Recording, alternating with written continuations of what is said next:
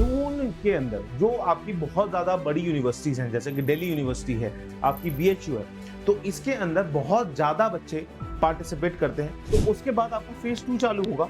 उसके अंदर आप सभी को अपनी प्रेफरेंस फिलिंग करनी होती है। जैसे कि आपका फॉर्म फिल हो रहा था सीयूटी का, तो उस समय पे मैंने आपको बेस्ट सब्जेक्ट कॉम्बिनेशन बताया था। उसके बाद आप सभी का फेज 3 होता है, जिसको हम लोग काउंसलिंग बोलते हैं। फेज 3 के अंदर नंबर ऑफ काउंसलिंग होती है। फीस पेमेंट तो सभी करेंगे, जिनको अपग्रेड करना है वो भी करेंगे, जिनको अपग्रेड नहीं करना है वो भी करेंगे। बीएचयू का फर्स्ट वीक ऑफ जुलाई के अंदर होने वाला है। जामिया का आपका जितने भी बच्चों ने सीयूटी का एग्जामिनेशन दिया है, उनका एक ही सवाल है कि सर जैसे ही हमारा सीयूटी का रिजल्ट आएगा तो हमारे को अपने डिजायर्ड यूनिवर्सिटी के अंदर एडमिशन मिल जाएगा क्या, या कोई और प्रोसेस हमारे को फॉलो करना पड़ेगा। तो यहाँ पे मैं पूरा का पूरा प्रोसेस बताऊंगा आप सभी को। दिल्ली यूनिवर्सिटी तक जाने का, बीएचयू तक जाने का, जेएनयू तक जाने का, अलीगढ़ मुस्लिम यूनिवर्सिटी तक जाने का, इलाहाबाद यूनिवर्सिटी तक जाने का। क्योंकि अगर आप लोगों ने एक भी गलत प्रोसेस फॉलो कर लिया तो आपके सीयूटी के अंदर 100% भी आए हैं, तब भी आप लोग अपनी डिजायर्ड यूनिवर्सिटी नहीं पहुंचेंगे। थोड़ा सा डिफरेंट इसका प्रोसेस होता है, क्योंकि एग्जामिनेशन बहुत ज्यादा नया है, बहुत ज्यादा बच्चों को इसके अंदर कंफ्यूजन होता है। तो ये वाली वीडियो पूरी देखना, एंड तक देखना। वीडियो छोटी सी रहेगी लेकिन बहुत ज्यादा इंफॉर्मेटिव रहने वाली। तो देखो, जैसे आपका सीयूटी का एग्जामिनेशन हो गया है, हर एक यूनिवर्सिटी, चाहे जेएनयू हो, बीएचयू हो, डीयू हो, अलीगढ़ मुस्लिम यूनिवर्सिटी हो या कोई और यूनिवर्सिटी हो, हर एक यूनिवर्सिटी अपना एक काउंसलिंग पोर्टल खोलती है। Say for example Delhi university का काउंसलिंग पोर्टल का नाम है CSAS portal, common seat allocation system. BHU में अगर आपको एडमिशन लेना है तो कैप, उनके काउंसलिंग पोर्टल का नाम है कैप, तो उसके अंदर आपने आपको रजिस्टर कराना पड़ता है। अगर मैं बात करूं तो इलाहाबाद यूनिवर्सिटी है, इलाहाबाद यूनिवर्सिटी के काउंसलिंग पोर्टल का नाम है समर्थ, तो उसके अंदर आप लोगों को एडमिशन अपने आप को रजिस्टर कराना पड़ता है। तो ये सारा का सारा प्रोसेस होता है। तो अब यहाँ पे एक और डाउट उत्पन्न होता है बच्चों के दिमाग में कि सर इनकी इंपॉर्टेंट डेट्स क्या हैं। तो यहाँ पे आपके ये सारे के सारे डाउट्स क्लियर करूंगा मैं। तो यहाँ पे एक मैं प्रोसेस लेके आया हूं आप सभी के सामने कि एडमिशन प्रोसेस है क्या आपके पास। ठीक है, तो जैसे आपका सीयूटी 2026 का एग्जामिनेशन हो गया है, जून के अंदर जो आपकी बहुत ज्यादा बड़ी यूनिवर्सिटीज हैं, जैसे कि दिल्ली यूनिवर्सिटी है, आपकी बीएचयू है, तो इसके अंदर बहुत ज्यादा बच्चे पार्टिसिपेट करते हैं। तो ये अपना काउंसलिंग पोर्टल थोड़ा जल्दी खोल देते हैं, क्योंकि इसके अंदर बहुत ज्यादा प्रोसेस होता है। आपने फॉर्म फिल किया, उसके बाद उनकी काउंसलिंग शुरू होगी, मतलब अभी आपको समझाऊंगा। तो इसी वजह से जो बड़ी यूनिवर्सिटीज हैं वो अपना काउंसलिंग पोर्टल थोड़ा शुरू कर देती हैं जल्दी। अभी तक अगर मैं बोलूं प्रीवियस आर्टिकल्स के बारे में अगर हम बात करें, जो इनकी हरनीत गांधी है, आपकी दिल्ली यूनिवर्सिटी की एक बहुत बड़ी ऑफिशियल है, उन्होंने भी क्लियरली बोला था कि जून के फर्स्ट वीक में या फिर मई एंड तक हम लोग अपना सीएसएएस पोर्टल खोल देंगे। लेकिन अभी आपको पता है कि बहुत सारे अभी अपडेट्स आए हैं। ठीक है, आपके एग्जामिनेशन रिस्केड्यूल हुए हैं, 6-7 जून तक आपके एग्जामिनेशन जा रहे हैं। तो ये एक्सपेक्टेड नहीं था, क्योंकि पहले ये एक्सपेक्टेड था कि 31 मई तक आपका एग्जामिनेशन कंप्लीट हो जाएगा। लास्ट वीक ऑफ जून के अंदर डीयू का सीएसएस पोर्टल खुल जाएगा। उसके बाद 15 जून तक आप सभी का सीयूटी का रिजल्ट आ जाएगा। लेकिन अभी 15 जून तक सीयूटी का रिजल्ट आना बहुत ज्यादा मुश्किल है, मेरे को जहां तक लगता है। ठीक है, आ जाए तो कोई अलग बात है। लेकिन अभी मैं आपको बताता हूं, कंफ्यूजन ना करते हुए, कि आप सभी के जून में कभी भी सीएसएस पोर्टल खुल जाएगा, आपका बीएचयू का कैप खुल जाएगा। ठीक है, इस चीज को ध्यान में रखिएगा। अगर आप डीयू को या फिर बीएचयू को नहीं टारगेट कर रहे हो तो आपकी रिस्पेक्टिव यूनिवर्सिटी का पोर्टल खुल जाएगा। प्रोसेस सभी का सेम रहने वाला है। ठीक है, उसके बाद जब आपका पोर्टल खुलता है तो आप सभी को अपनी बेसिक इंफॉर्मेशन भरनी होती है। उसके अंदर आपका जो सीयूटी का एप्लीकेशन नंबर है वो उसके अंदर भरना होता है। वहां से जो आपका यूनिवर्सिटी है पूरा का पूरा आपका डेटा वहां से फेच कर लेती है और आपकी कुछ कुछ डिटेल्स को वहां से बिल्कुल फ्रीज कर देती है। लेकिन कुछ और डिटेल्स हैं आपकी, जैसे कि आपका जैसे कोई कैटेगरी का स्टूडेंट है, उसने सीयूटी के फॉर्म फिलिंग करते हुए सीयूटी का कैटेगरी में नहीं डाला था, लेकिन अभी उसके पास फॉर्म्स भर गए हैं, उसके फॉर्म्स आ गए हैं, नए फॉर्म्स उसने बना लिए हैं, तो वो अपने कैटेगरी सर्टिफिकेट्स वहां डाल सकता है। कोई ऐसा स्टूडेंट है जो आपका स्पोर्ट्स कोटा से एडमिशन लेना चाहता है दिल्ली यूनिवर्सिटी के अंदर या फिर कोई और यूनिवर्सिटी के अंदर, तो वो उस काउंसलिंग पोर्टल के अंदर अपना स्पोर्ट्स कोटा भर सकता है। ठीक है ना, तो इस तरीके से आपकी सारी की सारी चीजें होती हैं। ठीक है, तो आपका फर्स्ट प्रोसेस हो गया। तो ये वाला जब तक आपका आंसर की आएगा, रिजल्ट आएगा, तो आपका फर्स्ट फेज खुला हुआ होगा, जहां पे आप लोग अपनी सारी की सारी चीजें भर रहे होंगे, बेसिक डिटेल्स आपकी भर रहे होंगे। जब रिजल्ट आ जाएगा तो उसके बाद आपका फेज 2 चालू होगा। उसके अंदर आप सभी को अपनी प्रेफरेंस फिलिंग करनी होती है। प्रेफरेंस फिलिंग सबसे ज्यादा इंपॉर्टेंट होती है। फेज 2 मैं बोलूंगा जितना इंपॉर्टेंट आप सभी के एग्जामिनेशन देना होता है सीयूटी का, जितना इंपॉर्टेंट आप सभी को सीयूटी के एग्जामिनेशन के अंदर अच्छा परफॉर्म करना होता है, जितना इंपॉर्टेंट आप सभी को सीयूटी के एग्जामिनेशन के अंदर अच्छी परसेंटाइल लाना होता है, उतना ही इंपॉर्टेंट आप सभी का फेज 2 की प्रेफरेंस फिलिंग है। अगर आप लोगों ने प्रेफरेंस फिलिंग को बहुत अच्छी तरीके से नहीं भरा तो आप लोग अच्छी यूनिवर्सिटी, अच्छे कॉलेज के अंदर नहीं पहुंच पाएंगे। से for example again Delhi university का मैं एग्जांपल लूंगा, क्योंकि दिल्ली यूनिवर्सिटी के अंदर ऑप्शंस बहुत ज्यादा हैं, वहां पे आपके कॉलेजेस बहुत ज्यादा हैं। तो बहुत सारे स्टूडेंट्स ऐसे होते हैं कि अपनी प्रेफरेंसेस ना बहुत अच्छे तरीके से भरते हैं। ठीक है, अब यहाँ पे एक सवाल और उठता है, यहाँ पे पैरेलली मैं 2 सवाल आपके चला रहा हूं। एक सवाल बच्चों का ये उठता है कि सर हमारे को कितनी प्रेफरेंसेस भरनी चाहिए, क्या हमारे पास मैंडेटरी ये है कि हमारे को सिर्फ 5 या 10 सब्जेक्ट का भरना है या फिर 5 या 10 कोर्सेज का भरना है?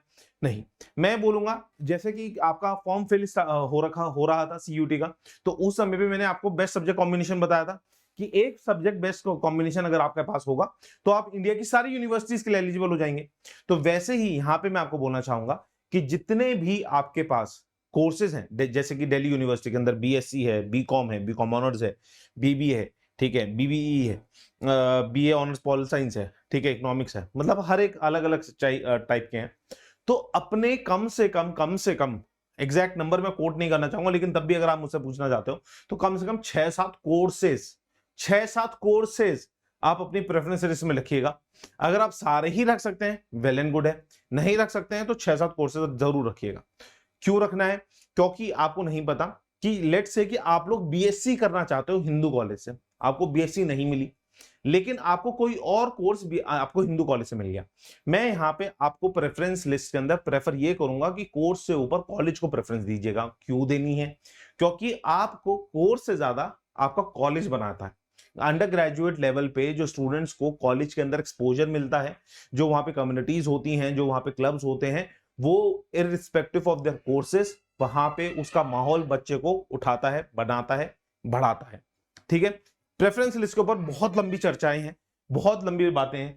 प्रेफरेंस लिस्ट के बारे में मैं पूरी की पूरी आपके लिए अलग अलग नंबर ऑफ वीडियोस लेके आता रहूंगा। अगर आपको प्रेफरेंस लिस्ट के लिए नंबर ऑफ वीडियोस अभी से ही चाहिए तो आप लोगों का मुझे सहयोग चाहिए। आप लोग कमेंट बॉक्स के अंदर प्रेफरेंस लिस्ट जरूर लिखेगा, क्योंकि वो एक स्लो प्रोसेस है, एक दिन के अंदर नहीं बननी, वो टाइम लेगी, है ना, टाइम लगाएगी और टाइम लेगी, और टाइम जितना टाइम लेगी उतनी अच्छी प्रेफरेंस लिस्ट बनने वाली है आपकी।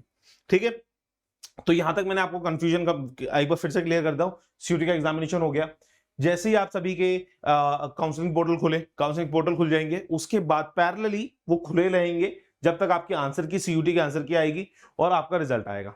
ठीक है, उसके बाद आपकी प्रेफरेंस लिस्ट शुरू हो जाएगी। प्रेफरेंस लिस्ट के लिए भी आपको 10-15 दिन का टाइम मिल जाता है। ठीक है, उसके बाद आप सभी का फेज 3 होता है, जिसको हम लोग काउंसलिंग बोलते हैं। फेज 3 के अंदर नंबर ऑफ काउंसलिंग होती है, काउंसलिंग 1, काउंसलिंग 2, काउंसलिंग 3, इस तरीके से चलती रहती है। तो लेट्स से कि आपको फर्स्ट ही काउंसलिंग के अंदर आपको अपनी एडमिशन मिल गया, आपको अपनी सीट मिल गई, तो आप लोग उसे एक्सेप्ट करेंगे।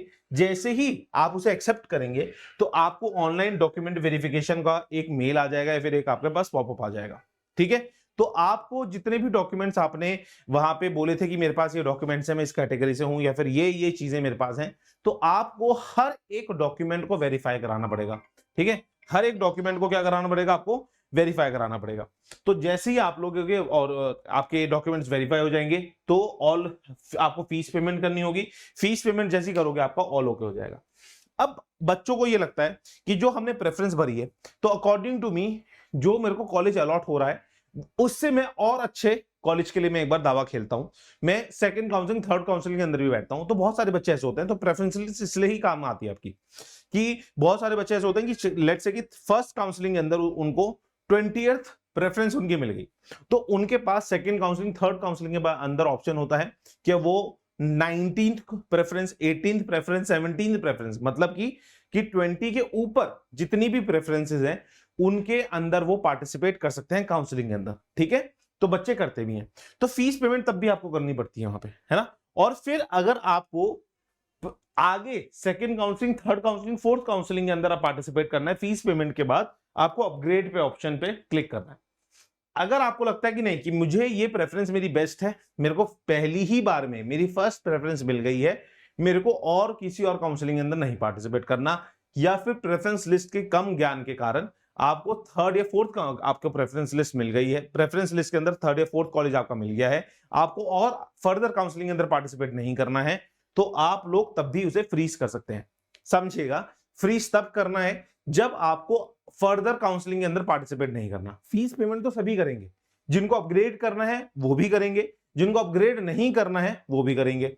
जिनको अपग्रेड नहीं करना है उनको वही कॉलेज, वही सीट में फिक्स करना है अपना काम, तो वो फ्रीज पे फिक्स कर देंगे, क्लिक कर देंगे। जिनको अपग्रेड करना है, आगे काउंसलिंग के अंदर पार्टिसिपेट करना है, तो वो अपग्रेड पे क्लिक करेंगे। तो ये मोटा माटी पूरा का पूरा आपका एडमिशन प्रोसेस होता है। सर ये क्या दिल्ली यूनिवर्सिटी का स्पेसिफिक है? नहीं है, हर एक यूनिवर्सिटी का है। BHU, JNU, अलीगढ़ मुस्लिम यूनिवर्सिटी, हर एक का होता है। हर एक के पोर्टल्स अलग अलग होंगे, लेकिन प्रोसेस यही होता है। यहां तक मेरे को लगता है सभी बच्चों को बिल्कुल हर एक चीज क्लियर हो गई है। ठीक है, अब मैं आगे बात करता हूं। अब मैं बात करता हूं कि टॉप यूनिवर्सिटीज की रजिस्ट्रेशन डेट्स कब कब है। तो दिल्ली यूनिवर्सिटी की देखो बार बार डेट चेंज होती जा रही है। मैं ये मानता हूं कि जिस दिन आपका दिल्ली CUT का एग्जामिनेशन खत्म हो जाएगा, उसके बाद दिल्ली यूनिवर्सिटी अपने डिक्लेयर कर देगी अपने CSS पोर्टल की डेट। नहीं तो वो किसी भी दिन, मतलब अब देखो शुरू हो गया अब टाइम, किसी भी दिन वो छुपके से अपना CSS पोर्टल की डेट्स खोल देगी। ठीक है, और उसमें बहुत ज्यादा पैनिक नहीं करना आपको, आराम से आपको सिर्फ और सिर्फ अपना CUT का एप्लीकेशन फॉर्म भरना है, एप्लीकेशन नंबर भरना है उसके अंदर, और सारी की सारी डिटेल्स उसके अंदर भरनी है।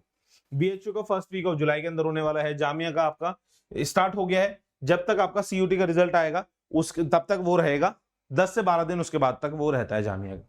ठीक है, JNU का अगर मैं बोलूं तो आफ्टर रिजल्ट आने वाला है। इलाहाबाद यूनिवर्सिटी का मैं बोलूंगा आफ्टर रिजल्ट आएगा। यूनिवर्सिटी ऑफ हैदराबाद का आफ्टर CUT रिजल्ट, है ना। और Baba Saheb Bhimrao Ambedkar university second week of July. तो मोटा माटी ये सारी की सारी यूनिवर्सिटीज के एडमिशन पोर्टल या तो खुल गए हैं या तो खुलने वाले हैं। अब सर जो मैं यूनिवर्सिटी को टारगेट कर रहा हूं आप लेके नहीं आए हैं, हम कैसे देखें? आपको कुछ नहीं करना है, उस यूनिवर्सिटी का नाम लिखना है गूगल पे और उसके आगे लिख दीजिएगा एडमिशन पोर्टल UG, है ना। या फिर जैसे मान के चलो यूनिवर्सिटी ऑफ से फॉर एग्जांपल मैं इलाहाबाद यूनिवर्सिटी का ही एग्जांपल लेता हूं। इलाहाबाद यूनिवर्सिटी का एडमिशन पोर्टल की अगर आपको डेट देखनी है और यह चेक करना है कि वो खुला है कि नहीं खुला है, तो आपको क्या करना है, Allahabad university UG admission portal 2026, that's Google कर लीजिएगा, और आप लोगों का एडमिशन पोर्टल खुल गया होगा तो आप वहीं पे रिडायरेक्ट हो जाएंगे, नहीं खुला होगा तो आप लोगों का पास टाइम रहेगा और या फिर बता दिया जाएगा। ठीक है, तो यही सारी की सारी चीजें बेटा। आप लोग क्या कर सकते हैं, कोई डाउट है, कोई दिक्कत है, कोई परेशानी है, इस टेलीग्राम चैनल पे आइएगा। यहाँ पे हम लोग बहुत सारी बातचीत करते हैं।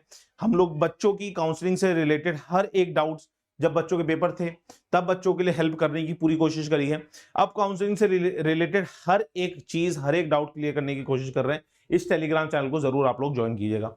ठीक है, कोई डाउट, कोई दिक्कत, कोई परेशानी है, कमेंट बॉक्स के अंदर मुझे जरूर बताइएगा। प्रेफरेंस लिस्ट के बारे में अगर आपको धीमे धीमे वीडियोस चाहिए तो अभी से मुझे कमेंट बॉक्स के अंदर मुझे बता दीजिए, sir preference list, preference list, preference list, video on preference list, video on preference list, तो हम लोग उसके ऊपर वीडियो बनानी शुरू कर देंगे। ठीक है, कोई डाउट, कोई दिक्कत, परेशानी, मेरे को लगता है मैंने पूरा का पूरा प्रोसेस आपको सही तरीके से समझा दिया है। कोई दिक्कत है कमेंट बॉक्स के अंदर मुझे जरूर बताइएगा। Varun Goyal signing off, till then bye bye, take care, जय हिंद, हर हर महादेव, वरुण गोयल साइनिंग ऑफ।